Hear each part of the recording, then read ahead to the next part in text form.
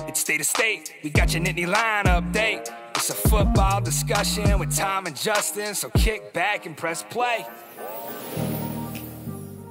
With former Penn State and NFL defensive back Justin King, I'm Tom Hannafin. This is State of State. This podcast is presented by BetOnline. BetOnline is the world's most trusted betting platform and your number one source for everything sports betting. Every stat, matchup breakdown, and even live odds and spreads to bet on during games. With the largest catalog of odds on everything from football, the MLB playoffs, the NHL, the NBA, to political props. When the game's over, head on over to our online casino and get in on a game of blackjack or poker or unwind with one of our over 150 slots games. Head to betonline.ag today to get in on the action with America's most trusted site for online wagering. State of State is presented by BetOnline. The game starts here. State of State is proud to partner with Illumination Brewing for another season of crafting State IPA, the perfect tailgate and game day beer for Penn State football fans. State IPA is available now at your local beer distributor, grocery store, plus select bars and restaurants. Visit illuminationbrewing.com/beer/state-IPA to learn more. Must be 21 years or older to purchase. Please drink responsibly. Also, State of State is a proud supporter of Blue White Outfitters. Blue White Outfitters was created as a retail shop meant to highlight the confidence, competitiveness, and fearlessness of the elite athletes found throughout the history of Penn State University. Check out their Lockdown U and Lawn Boys merchandise today, and keep an eye out for State of State apparel coming soon.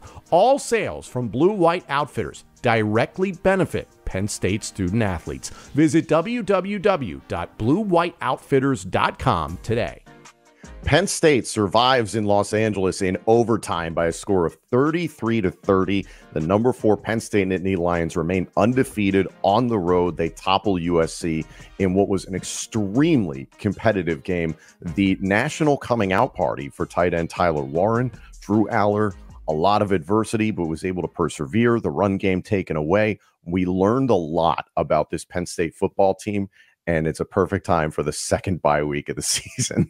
Like, comment, subscribe, rate us, turn on notifications. As always, get at us on social media at State of State Pod. Get in our comment section on YouTube. As always, we thank you so much for that. And if you haven't done so already, you can become a member of our YouTube channel and get ad-free shows for just 99 cents a month. You can join on the homepage, hit the join button, or you can follow the link in the description of this podcast and become a member. Again, ad-free shows, all upcoming episodes of State of State, commercial-free, if you just give us just 99 cents a month. It's really simple. Anyway, Justin, this game was stressful. I just got done watching it back, and it was amazing to me because there were so many good things that we learned from this. And I know there's a lot of Penn State fans who are going to nitpick a game that was this close, going to overtime. You're on the road, a team that had lost 2 of its last 3, now 3 of its last 4. Maybe some people feeling that Penn State could have done better against USC. But overall, what I learned from this game was that Penn State is a complete football team in every phase. And this was the first time in Drew Allar's career as a starter you've seen the game put on his shoulders. Drew Allar has to be the reason Penn State comes back and ultimately wins the game through the air, what he did with his legs. It was so impressive. And Drew Allar, for the first time in his career, answered the bell when in that moment of adversity. What did you see?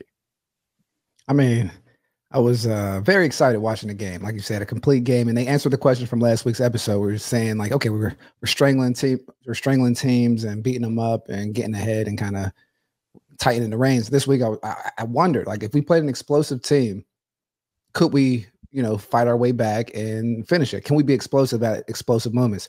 And that's the thing that happens in football. It's like a lot of times we get, caught up in the numbers. We get caught up in different things, but it's about those critical points in the game, right?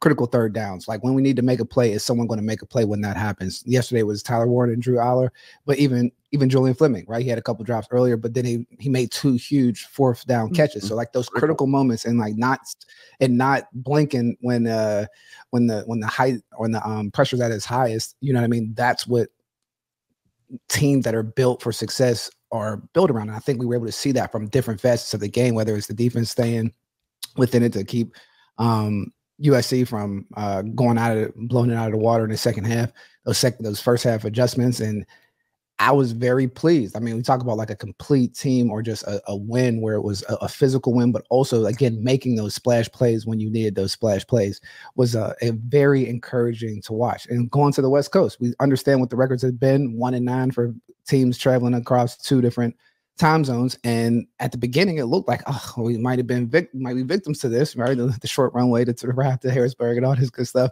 But they were able to come together as a great team effort to win, and winning it off with the kicker. I mean, he closing the deal or getting us into overtime and then winning it. That shows, like, again, the growth, everything that happened in those first 4 games, or maybe we're trying to ring the bell kind of early as a fan base, but understanding that these guys are going to continue to get better, and these type of wins bring that level of I won't say comfort, but confidence in everybody around you. So I think it was a great W for Penn State football. On the kicking front, hats off to Ryan Barker. Really, kicking's been a question this entire season. I feel bad. I believe Sandra Sahadak did not make the trip to Los Angeles. I don't know what the reasoning was, if that was a healthy scratch or if there was an injury or it was just a decision, whatever. But credit to this coaching staff of committing to a problem and trying to find a solution, and Ryan Barker stepping up when under pressure, literally to win the game, but also to keep Penn State in the game as things progress there at LA Coliseum. I want to stick with the offense at first here with Penn State. The opening score, 14 plays, 75 yards. You and I had talked about, well, how does Penn State fix the slow starts? And while it was like, okay, you got on the board, you would love to have seen a touchdown, you got 3 points, and it was still a slow first half in terms of scoring. You were certainly moving the ball, but it was just, hey, credit to Danton Lynn and that defense of USC. They played their guts out this entire game. But you really saw Andy Kotelnicki empty the proverbial clip in that first drive. And that at one point, Gary Daniels on the CBS call was like, they're getting cute. They're trying everything. Wow, they're really opening up the entire playbook. And we hadn't seen that done in the first 2 to 3 drives of a Penn State football game this season. What did you think of that decision to really shake things up? I mean, I think he had to, right? I think it's all based on like how you're responding to the other team. When they come out, you have like a nice long drive, you're doing like the cutesy things, and then you get 3 points, and then they come out in 2 plays and scores. It's like, okay, hold on. How are we going to approach this thing a little bit? So for him to even come out with like a different game plan than we typically have, and like you said, they were stopping the run. These guys, I mean, Katron 16 for 56, and Nick Singleton 10 for 26. You would think that would be the key to victory if I'm the USC defense. So like to come out and like, let's put this on Drew Allar and see if he can beat us, and he beat him with, like you said, like the base level, like trusting the fundamentals of what was happening, and still like some sprinkles. Like, I mean, obviously the play of the week is the Tyler Warren touchdown where he's the center. You know what I mean? Because like that's a typical play, a double pass. Like, but the thing that makes it a little like the sprinkles is him playing center, lineup deficiencies from the defense, and it's like, okay, and he makes a beautiful play at the end of the game. So I mean, again, we saw everything that he prepared or put out on film at the beginning of the season, and then you see this come up, and it's like, okay, what are exactly we're preparing for? It really makes you feel comfortable that, whatever you want to give us, we're going to take it. Tyler Warren came into the game with the most touchdowns scored by a Penn State tight end history with 17. And then it was just like, hold my beer. You thought that was cool. Watch this. 17 catches, 224 yards, 1 touchdown, 151 yards after the catch. And Tyler Warren then also had 1 carry for 4 yards, and he was 1 of 1 in the passing game as well. It was just really incredible to see what he was doing. So going forward, do you expect defenses to double him? Of course. But I mean, if you're running the football, it's kind of hard to double tight ends, like depending on where you're at. That's why those X factor positions are so important on defense and on offense, especially in the talent acquisition phase, because it's a hard cover. And again, kudos to him. Like, there's not many tight ends that can move around, split out, move inside. I mean, we see it in the NFL with Travis Kelce. But when you have those special type of guys, I mean, that's really so just a true weapon for an offensive coordinator and a quarterback. That was the beautiful thing about what Tyler Warren did, is that he wasn't getting doubled in this game. To my eyes, watching as the entire game went on, USC was committed to playing zone and doing as much as they could. Now, they did obviously cause 2 interceptions where Drew Allar was going through his progression. He got caught by some of that zone coverage. The last interception, I would chalk that up to, you have to throw the ball and take a risk there on the last play in regulation. So I'm not losing too much sleep over that third pick. It's those first 2 where it's like, man, Danton Lynn did some good things there. But it also said to me, it's like, well, why aren't they doubling Tyler Warren here late in the game? Is that appeared to be respect for the rest of Penn State's playmakers. Is that, well, if you start doubling Tyler Warren, Harrison Wallace, Trey Wallace wasn't exactly bad in this game by any means. Julian Fleming, some drops, but he made up for it late. Liam Clifford was efficient what he was asked to do. You can't just let Nick Singleton get loose as well in the passing game. He scores the receiving touchdown there down the stretch to help get Penn State back into the game, keep it close there at the end, tie things up. So it's this interesting look at this Penn State offense, in that I don't believe this is the best defense you're going to face all year. It's probably the second or third best defense you're probably going to face on your regular season schedule. But man, credit to Danton Lynn, what they were able to do. They really slowed up Penn State's strength, and that's a great sign from a defense. But again, you talked about it. Drew Allar, under duress, having to move around, like they were very creative in the way that they were blitzing. They were making things difficult on Penn State's offensive line. He was having to make some plays with his legs to extend drives, which, again, we've talked about is such a nice addition to his game this year. Credit to the entire staff for what they've put in, what he did during the offseason to change his body. But, man, it just that was a gut check game for Drew Allar, and we've looked at those performances in the last few seasons, and against the big boys, Ohio State, Michigan, especially on the road, he at times looked like deer in headlights. He did not look like that at all in this game. And we got the answer to, if you put the game on Drew Allar, can Penn State beat you? The answer is yes.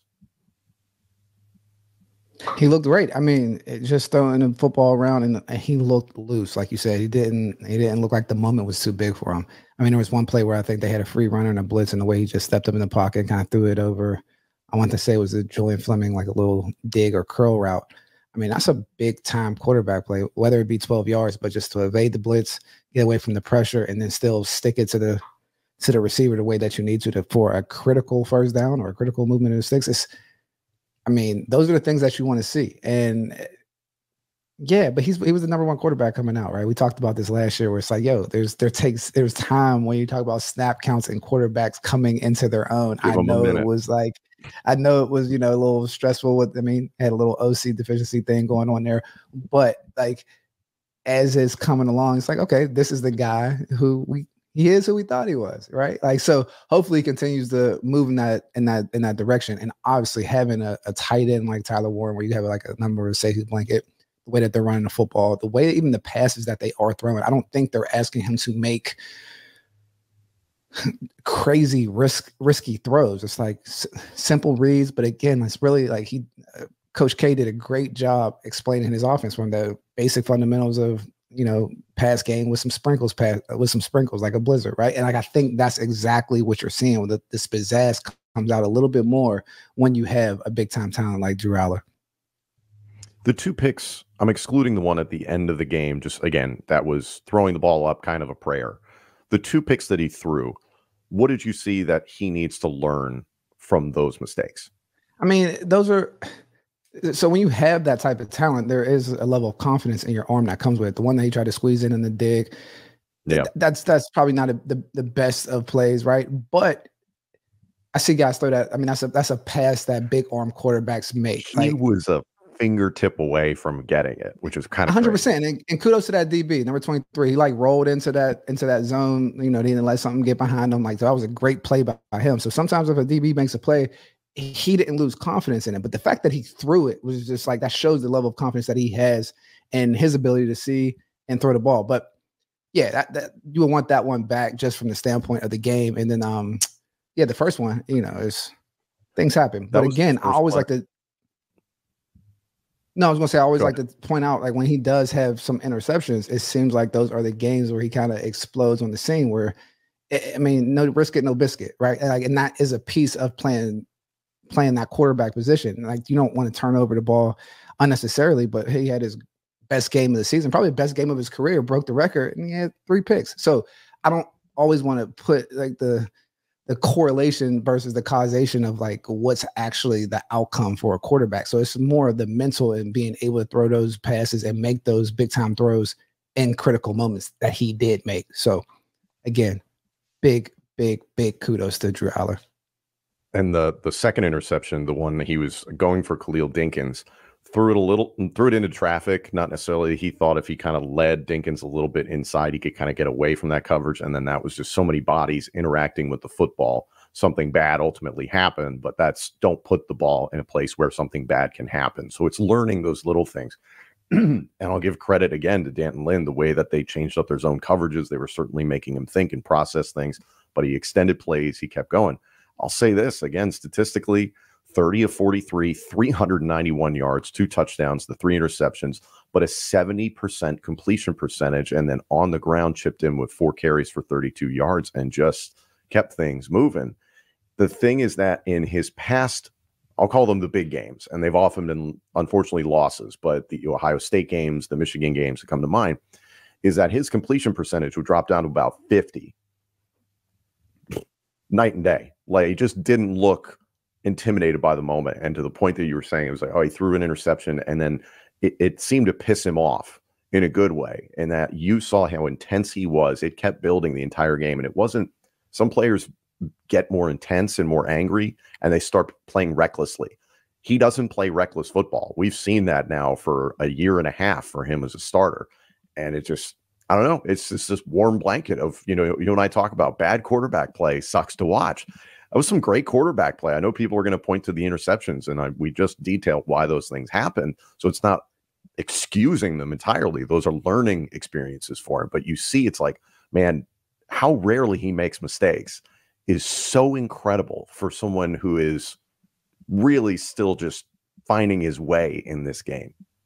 I honestly think only Penn State fans will nitpick the interceptions. If you look at anybody that knows anything about quarterback play, they will say that is an extraordinary game, and they will not mention the interceptions because they know it comes with special plays, sometimes has some risk. So it's not always just this one-sided thing. The same thing that you get from corners that have a lot of interceptions. They might get beat sometimes. But like, if you want to play safe, then get the safe, boring situations that may happen. Like you say, like not throwing it into dangerous situations. No, great quarterbacks do throw it into somewhat dangerous situations, right? Like him evading the blitz and getting that ball there. Like, I wouldn't say that was, like the most basic, easy pass. No, he has that level of talent. So when you have that level of talent, you're going into a different stratosphere of risk and with things that you can do or where the playbook opens up to. No, you don't want to make dumb passes, or no, you don't want to throw it to the other side, but you have to keep it in context. So yeah, I hope no one is nitpicking those interceptions. Well, there's going to be people that are going to look at the final score, the box score, and that's it, and be like 3 turnovers. Oh my God. But again, the last one was a prayer. Exactly. So it's like, it's important to analyze them. And it's also, I don't ask that question of like, well, what can he learn from that in a saying like, man, he really screwed up on those interceptions. Could have cost Penn State the game. I'm not saying that at all. Those are learning experiences for him. And you see how small the margin of error was, and how he nearly, the one I think it was intended for Clifford, the first interception. It's just a little bit more air under that ball. He completes that damn pass. He can complete any pass on the field. This isn't a situation where a defense can put him in a bind. If you get him off of his mark and his footwork is bad, then yes, like any quarterback, you can affect a pass that way. But if he has the second to stand there, he can hit anybody, and it doesn't matter often what the coverage is. So those were good learning experiences. I'm sure James Franklin and company would be like, it'd be great to not turn the ball over on said learning experiences. But again, lesson learned, you survived, and you get a bye week now, which it's like, whew, 6-0, perfect. 100%. I think it's beautiful. I like seeing mistakes when people have explosive games because it shows a level of playing naked, right? Like we want to criticize the guy when he's protecting and looking scared, but when he plays naked, like that comes with some level of mistakes because you are letting it flow and play. So I don't think you kind of skim over, hey, let's make a better play here, and like, but you don't harp on those interceptions because of the makeup that you kind of built them. You built them from a conservative space. So now when he's like, letting the stuff come off a little bit, a little bit of this pizzazz. It's like, yo, you got to encourage that, because as we get down to, later in the season, he's going to have that, because players are going to make plays. They're going to see these other teams that we're going to be playing here the later part of the Big Ten and then get into the playoffs. Guys, defenses will make plays, and it's not a matter of, a bad throw. Sometimes there's just good guys on the other side, but how do you respond to it? And the fact that we've seen a team respond to all these different obstacles in which we typically attack defenses, I think that was a beautiful thing. Even on defense, making an adjustment from the first half to the second half, that was big. I'm not even concerned necessarily that the running game was stifled here. I'm curious what you think, because it just appeared USC's defense was like, we're going to prevent Penn State from doing what they want to do. And Penn State early was like, we'd love to run the football down your throat. And they stopped that. But Penn State answered the bell, and it's like, well, we took this away. We can still do this. And that's the balance we've seen in this offense all season long. For you, any concerns about the running game, or just, hey, you did what you had to win on this given Saturday?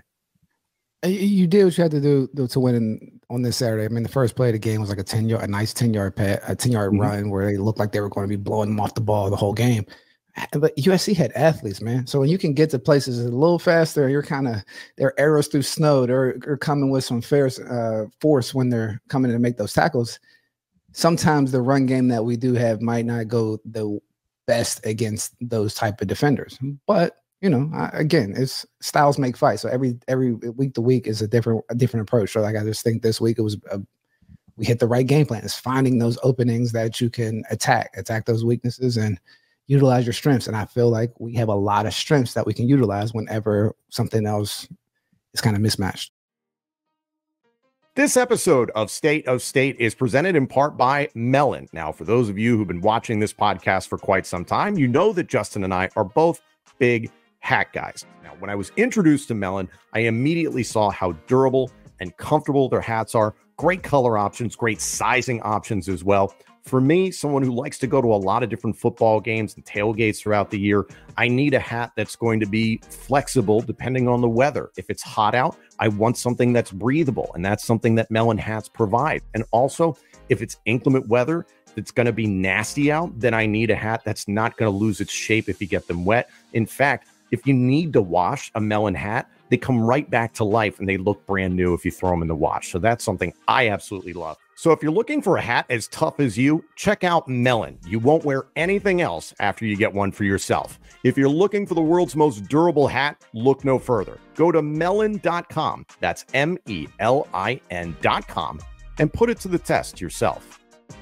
This podcast is brought to you in part by Cherry Bundy. Cherry Bundy is a recovery product that's in the locker room for the Penn State Nittany Lions football program, and we are so proud to have them as a sponsor to get the message out there to help you with your fitness, your performance, and your recovery. Tart cherries are the highest antioxidant fruit or vegetable in the world. They're a natural anti-inflammatory with incredible benefits such as reduced soreness, increased recovery, contains naturally occurring melatonin to help improve your sleep and also help support your immunity. Cherry Bundy is used by nearly 500 collegiate and professional sports teams, including Penn State. That's 66 out of 67 Power 4 conference football teams, plus every NCAA football and basketball national champion since 2007. It goes deeper than that. In the National Football League, 10 of the last 11 Super Bowl champions have used Cherry Bundy. Every team playing in Europe or Brazil this season had Cherry Bundy with them. You can check out Cherry Bundy right now at cherrybundy.com or Amazon.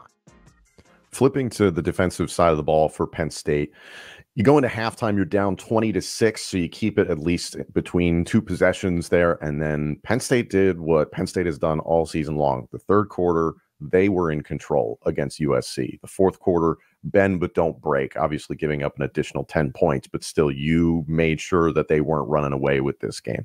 The funny thing for me was Colin Cowherd at halftime goes on social media and is like, oh yeah, everybody needs to apologize to Lincoln Riley. And then it's like, man, this is why you don't speak until games are over. So lesson learned there. But yeah, it's interesting to me that the defense It was bend but don't break a little bit at times. Giving up the run as much as they did is something to pay attention to, and it's something that I think you and I anticipated USC could be able to do in this game. Woody Marks, 20 carries for 111 yards, a long of 28, an average of 5.6, and then he got involved in the passing game, 2 for 44. He is certainly a weapon for USC. The interesting thing, again, is just like you and I talked about this in the preview episode, if Lincoln Riley and company would commit to being like, we're going to be a running first football team, they would have a lot more success. But they continue to put the game on Miller Moss, and Penn State's pass rush eventually found the answers to the screen game and the ways that USC was pulling guards and pulling tackles and doing counter run plays to make sure that the pass rush was negated in the first half. Miller Moss finishes 20 of 34, 220 yards passing, 2 touchdowns, a pick, 59% completion percentage. I don't know necessarily what it is to take away from this game. Yes, Penn State needs to do a better job against the running game. Does that element worry you for later down the season, i.e. Ohio State's two-headed monster in Judkins and Henderson?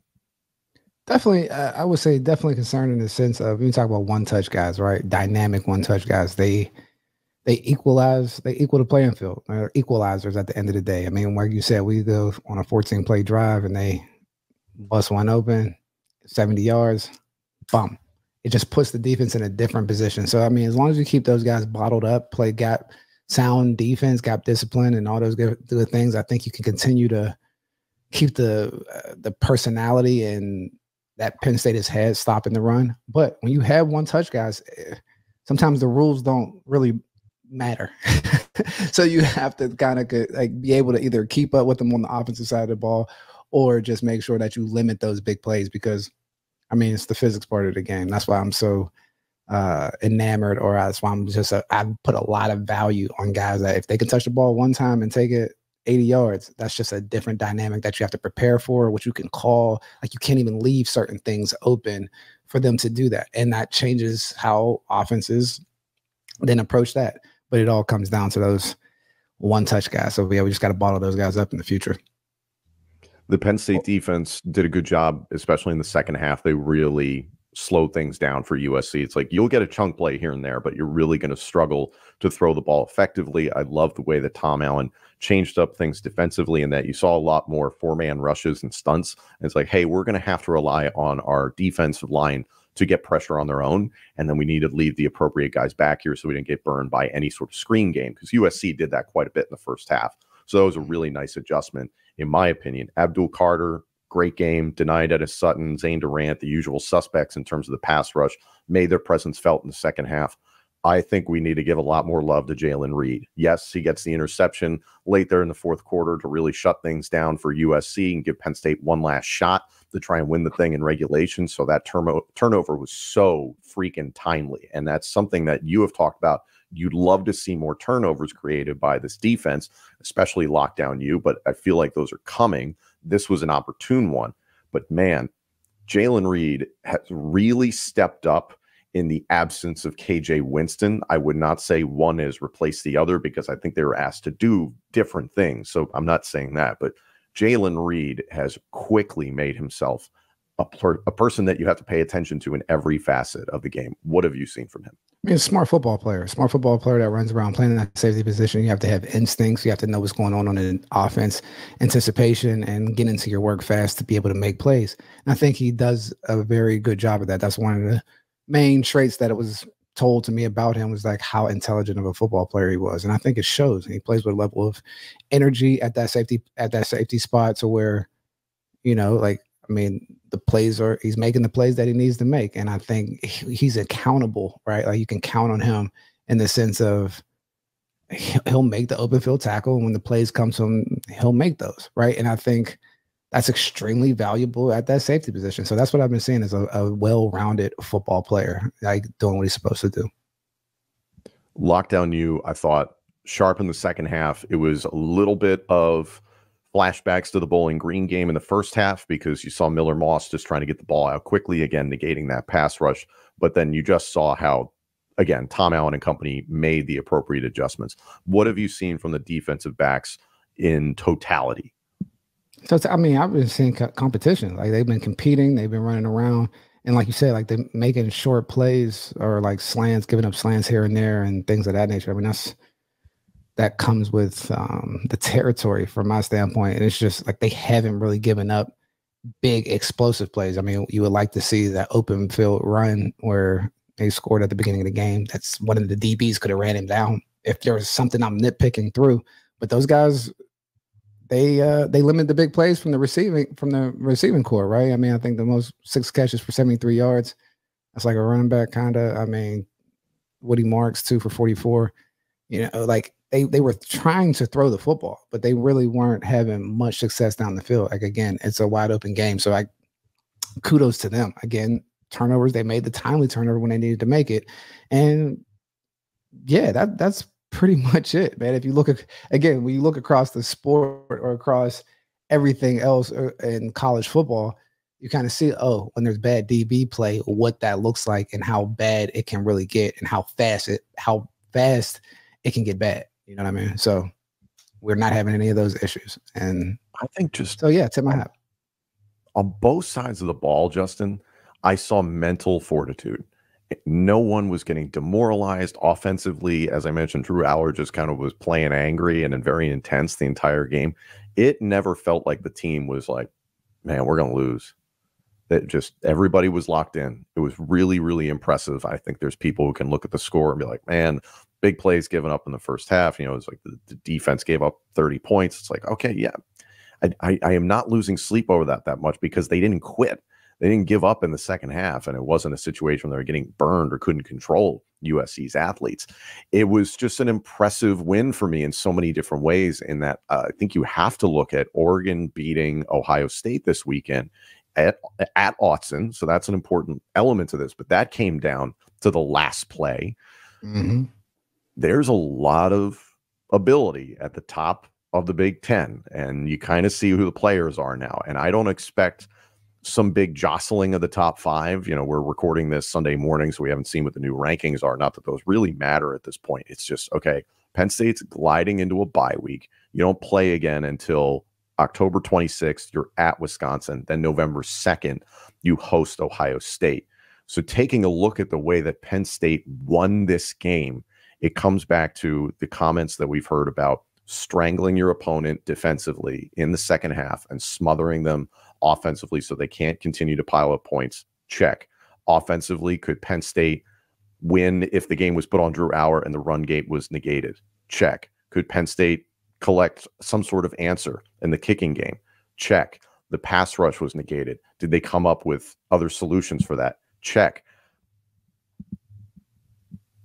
I'm happy. Nick Saban said it prior on College Game Day. Penn State is a complete football team. And when you think of it from like a coaching standpoint, or a lot of times where I'm looking at the game, it's like, okay, if I'm in the building, what is the conversation? Sometimes it's a lot different than the fan in the sense of like, okay, there's certain phases of the game that you have to show you can capitalize on. You can capitalize and execute on.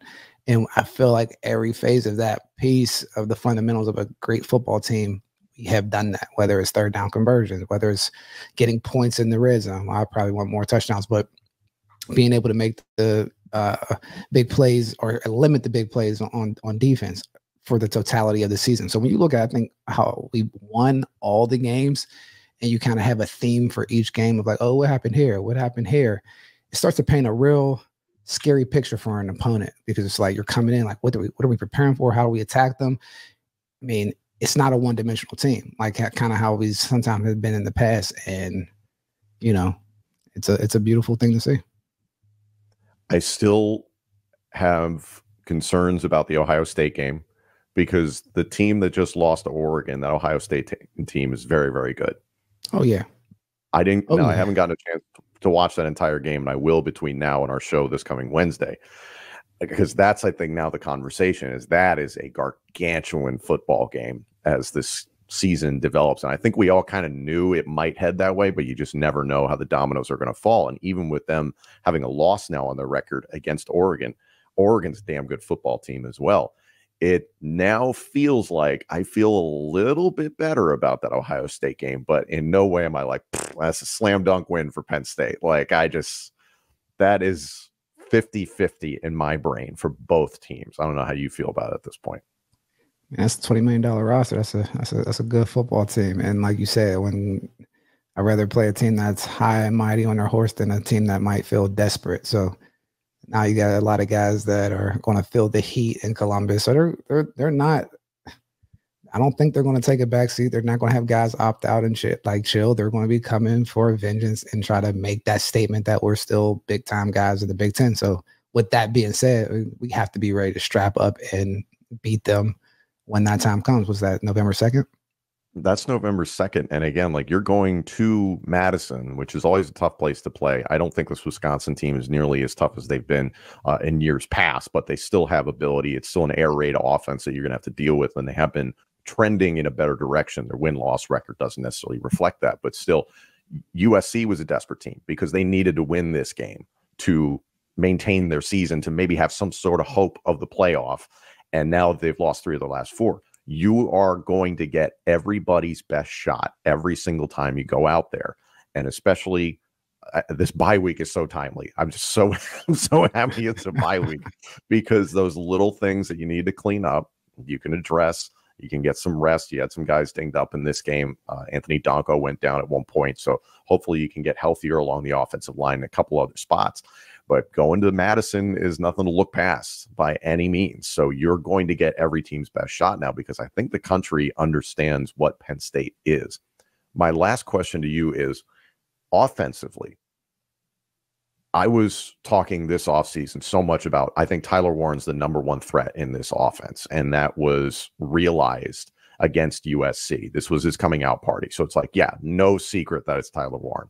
And I've compared him to Brock Bowers, and that they could be different athletes, different packages as tight ends, but in terms of the way they're utilized within their offense, does Penn State now have its Carson Beck, Brock Bowers, Ladd McConkey with Drew Allar, Tyler Warren, and Trey Wallace?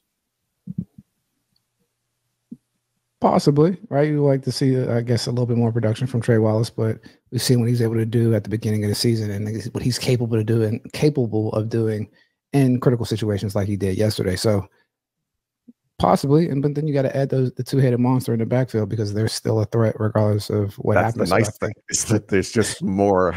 There's more things. Just a little bit more. I'd argue maybe instead of Trey, it's Singleton, because Singleton was the guy they were trying to get going the entire game, and credit to USC, they took him away. For sure.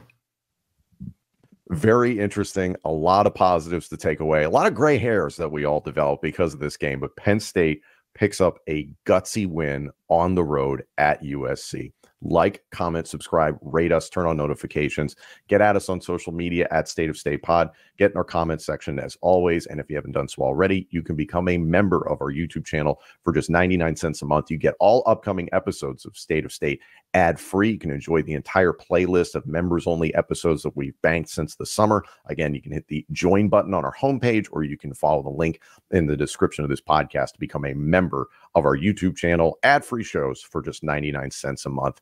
Penn State goes on the road and remains undefeated, beating USC in overtime by a score of 33-30. Now a bye week and then a trip to Madison, Wisconsin. Thank you all so much for joining us. We're going to continue to evaluate where Penn State is in the grand scheme of college football in our episode this Wednesday here on State of State. Thank you all so much for joining us. This episode and our entire library of shows is available now on YouTube, Apple Podcasts, Spotify, Google Podcasts, and wherever else you get your podcasts. Also, let us know what you think of the show on social media, and check out all of our content on X, Instagram, and TikTok. Search for the handle at State of State Pod.